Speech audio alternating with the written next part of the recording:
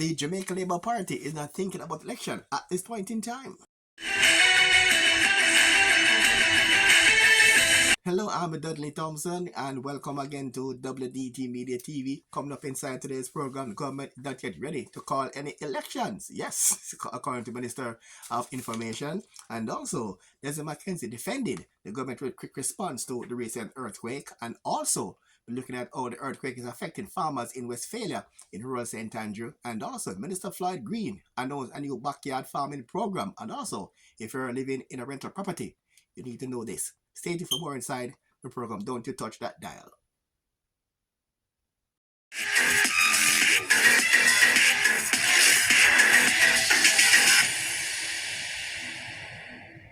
And welcome again to our news update. And first off, that the JLP is not thinking about elections right now. This is according to Minister of Information, Robert Nesta Morgan.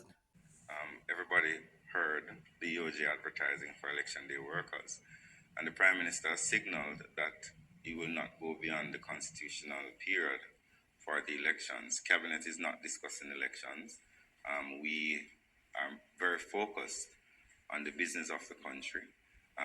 When it's time for elections, it's time for elections. We're more focused right now in maintaining our stable macroeconomic framework, dealing with the sticky issues of crime and violence, trying to make life better for the people of Jamaica. And that was Minister of Information, Robert Nesta Morgan. Despite backlash from the PNP, the government, Mr. Mackenzie, had defended the government's response to the recent earthquake. Where is the response? Lights were out, and that's expected. Where is the response of the police on bikes? We didn't see them. And what is the plan to have that in place? The response mechanism developed for dealing with disaster were in operation within 30 minutes of the incident, Mr. Speaker. This rivals the best international practice. Be critical on the facts. Do not say what is not so. The government responded in adequate time. The systems were under pressure, so it took us time to gather vital information.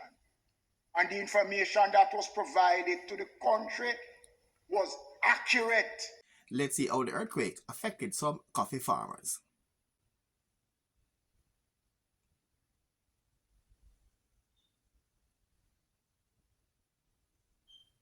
This man in Westphalia, in Jamaica, rural St. Andrew, showing the only route to get to his coffee farm.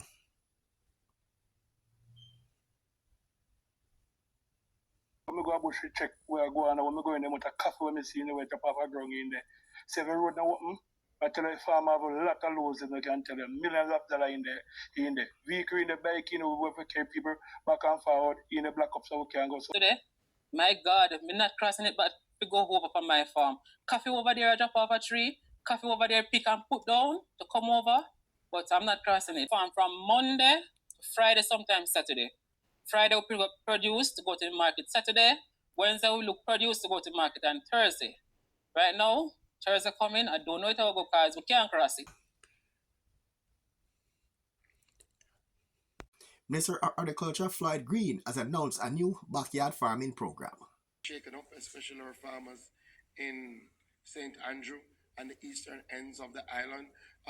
There wasn't any significant damage to property, thankfully, but our farmers have been suffering from damages caused by intense rainfall. So we have seen losses over the last month in parts of Portland and parts of St. Thomas. Unfortunately, some of our vegetable belt in northern Clarendon, and we are watching these systems that have formed to see the continued rainfall with the saturated soil doesn't all go well for our farmers, especially in eastern Jamaica. So no direct reports of property damage from the earthquake, but we are watching the adverse effects of the rainfall, and we are providing direct support. In fact, I would have met with our permanent secretary yesterday, and we have a meeting planned with RADA to ensure that we're ramping up support for our vegetable farmers. We are seeing tremendous declines in the production of our vegetable lines, firstly because of the drought, Then the elevated heat causes a separate issue. We are seeing higher temperatures, and now because of intense bouts of rainfall. So, traditionally we've developed very good sustainability measures in relation to our vegetable lines.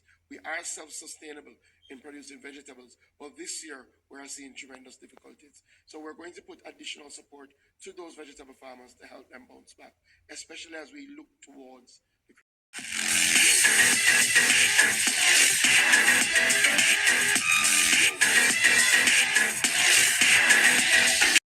we have our technical people visit the location first before anything done, and then after the excavation, the foundation, and the steel matting and all of that's supposed to go in before it casts. We make certain that all the bars and the steel work is done to perfection, and then when it casts and it started to build, we examine this again. We examine the whole construction building about 4 or 5 times.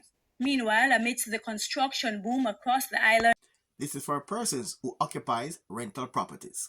Well, most of the time, 100% of the time, I would say, landlords' policies will only cover the building, right? It doesn't cover the renter's belongings. So if you're a renter, something happens, an earthquake hits, your TV falls down, it's broken, the landlord's policy will not cover you. So you really need to look into getting some content insurance for yourself as a renter.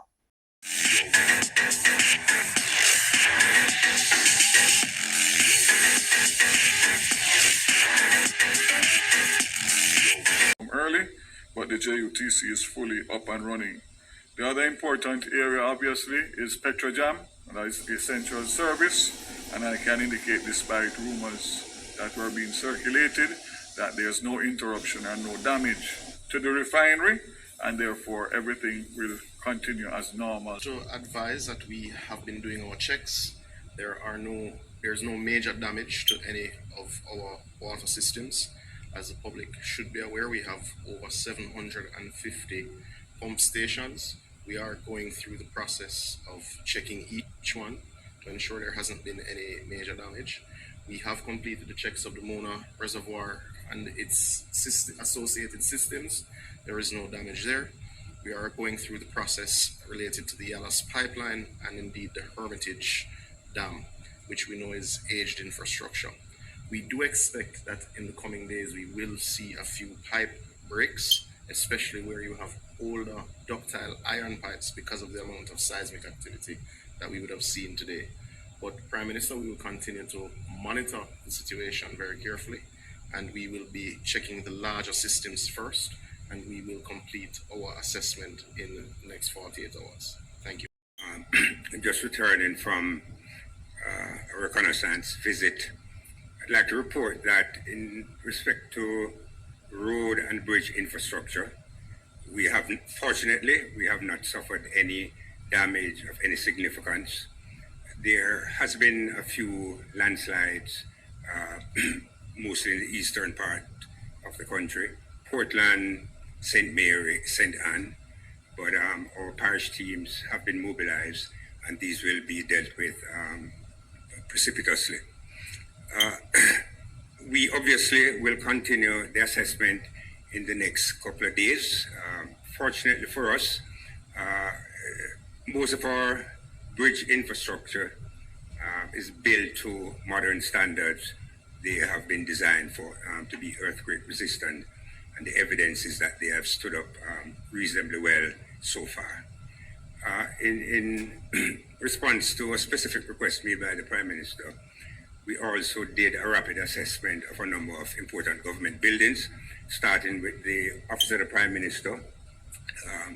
Based on the assessment that we did this morning, we concluded that there was no structural damage to the building, and the buildings were ready for habitation. And that's it for today. I'm Dudley Thompson, and again, please like, share, and subscribe. And as usual, thanks for watching.